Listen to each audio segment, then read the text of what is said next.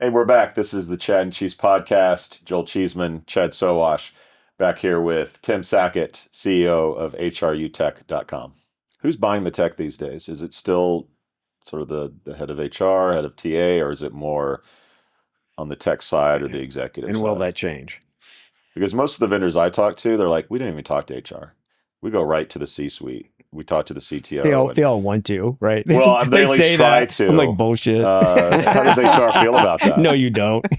You wish you did. You try. So it's all bullshit. Well, no, I mean, that's a constant kind of thing in our industry too. Is like, what, we just need to. This is the person we need to talk with, and you're like, yeah, but like, come on, like that's the reality is like, yeah, most of the time. Here's what my issue is we think our IT team and our legal team know more about AI than we do. Turns out they also don't know AI, especially the legal team. Jesus, for sure. No. But it's also like, think about your normal corporate IT team. They don't necessarily, unless they're just curious about AI themselves, they're more about structure, networking, security, all these things. Yeah. Now, again, they might know more AI because some of that stuff's already been built in. Right. But the vast majority, especially like mid-enterprise SMB IT people, unless they're intellectually curious about just technology and maybe they have they don't know AI either. And for sure the legal teams don't, right? So, they might know law, but they don't know, well, what is actually nervous and what isn't, right? So going back to Joel's question, digging in a little bit further with regard to the agents taking tasks away, RPA being structured better process methodologies, those types of things. It is going to take work off of humans' plates, right? And we all know that it's like, well, it's going to take work off humans' plates, and then we're going to allow them to do other things, but we're going to keep them around. We all know to some extent that's bullshit. That's going to allow for a contraction of that headcount so that they pay less, right? So how long do you think it is before we actually see at least the front end of the funnel from a talent standpoint become really fully automated? Because you can scale that much faster. It's harder to scale off a bench, and you know that better than anybody does. Yeah, I think 18 months. Yeah, and you're asking the right question, and the question is, and like every vendor is selling like right now is like, we're going to give you this capacity and you can do more strategic work, higher level work. Mm-hmm. And I had a TA last week when we were having this conversation. He's like, what the fuck is that? He's like, if I knew what more higher level strategic work was for the last 2 decades, I would have been doing it. Yeah. So you're telling me to do more strategic work. Now tell me what that is. Mm-hmm. And like, so then you can really dig in and have some great conversations. I'm not. Learn the business is one. The job of a recruiter as it is today will be gone in 18 months, in my estimation, maybe 36 for laggard companies, blah, blah, blah. Mm. I could make it gone today with the technology already on the market. But that doesn't mean the job of the recruiter goes away.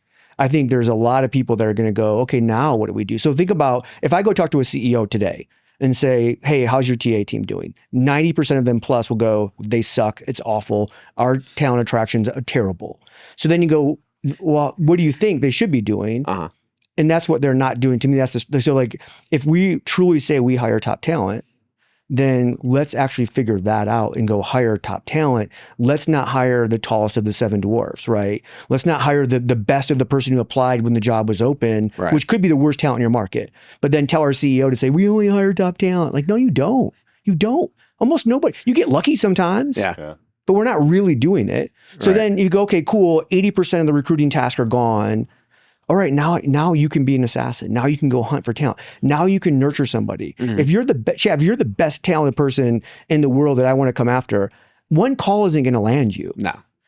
I'm gonna have to work on you, right, over time. Yeah. It's like, it's a nudge. It's like you didn't get Julie in the first conversation. No. Like it took time. Well, she didn't get me in the first conversation. Yeah, sure. Yeah. But like we think somehow like that's recruiting is because we made one call, and you're like, no, like if you know someone's really good at your competitor, it might take you 12 months, 18 months to actually really build that relationship where they go, holy crap, like they really want me. I need to go have the conversation and figure this out. Do we finally see a convergence of the entire talent lifecycle? Because we've got talent acquisition, talent management, and a lot of the talent management stuff is supposed to be owned, but it doesn't look like it's owned. Not to mention talent should own talent, right? Yeah. And I think that's one of the biggest areas where we've fallen down is not being able to retain and keep top talent, develop top talent, and then get rid of talent that's not so top, right? And being able to do that through a life cycle. Do you think that that convergence, and this is going to allow for that convergence? Yeah. To me, like if I had to go and say, hey, you have the chance to like redo and make whatever this talent person is, and, it's no longer title as a recruiter, it's going to be talent advisor or whatever, blah, blah. Come up with whatever title you want. What we've known is for decades, our hiring managers suck at increasing the talent on their team. Hiring, developing, retaining, performance management, all actually leading is what this, that's turns leadership. Turns out. Yes. So, but what if we actually embedded a talent professional in their team to work side by side, their right-hand person, that your entire job is to make sure our talent increases continually every single day on our team. And it has all those aspects. And you're still going to use AI to do that in terms of like, especially like around development, around performance, blah, blah, blah. But now that leader can go, I can still focus on the success of the function. Right. But I know also the bigger part of this is the talent increase. Right. And I have somebody here that's their part of that job. And to me, I'm like, dang, I would love to try that. I think that could be really valuable. And what I know is the hiring manager would go, for the first time, I actually feel supported by HR. Well, and they understand the business. That's the thing, is that we ask recruiters to spread themselves too thin and understand the entire broad base of this, as opposed to really just digging into a department, understanding what are vital roles, what's actually going to impact the business, revenue, EBITDA, whatever that is. And that's what we don't understand in talent today, because we're not embedded in the business. Yeah. It goes back to, was it Maya at Greenhouse that did the employee lifetime value proposition? Oh, yeah. And that chart, right? That's been stolen by everybody. And everyone's like, oh, I put this together. No, you didn't. We know the first person. So shout out to Maya. Like to see that, when you take a look at that, it makes so much sense, because it's how do we increase this talent from onboarding through the whole entire life cycle of an employee. And again, every single one of those is a talent related kind of thing. It's performance, it's development, it's retention, it's all of that stuff.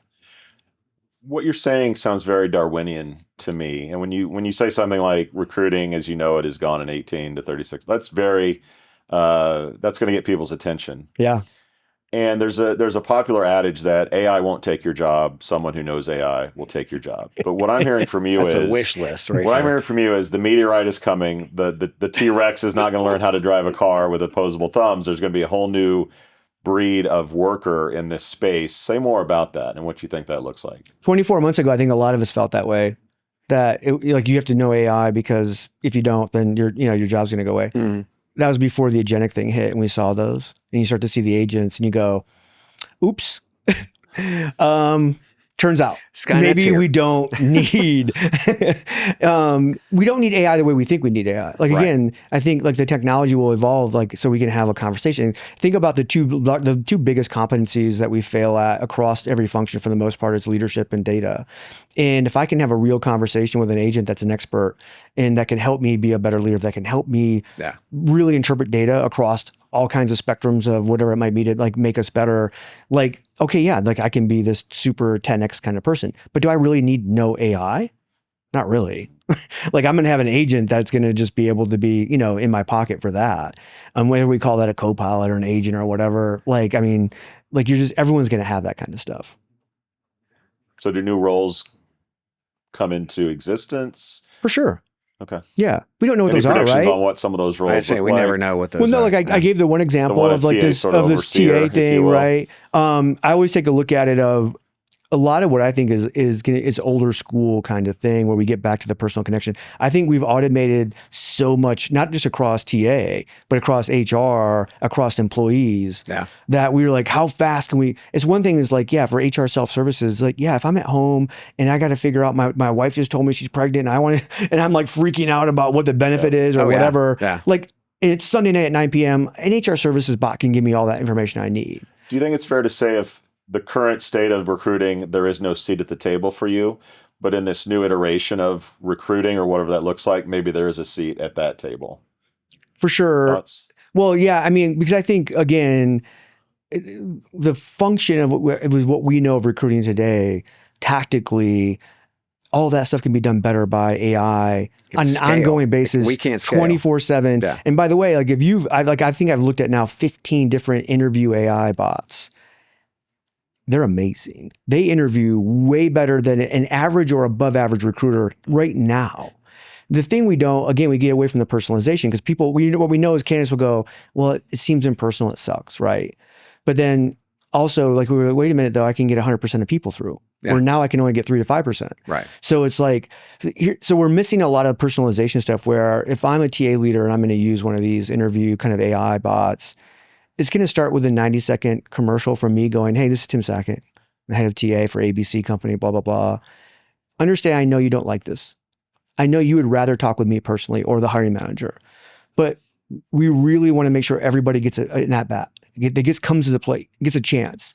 Because historically, less than 10% of you would. Yeah, it's a fair shot. But now I'm going to give 100% of you the chance. Mm-hmm. But here's the technology we have to layer in. But I'm going to also tell you, here's where we're going to lay their human in too.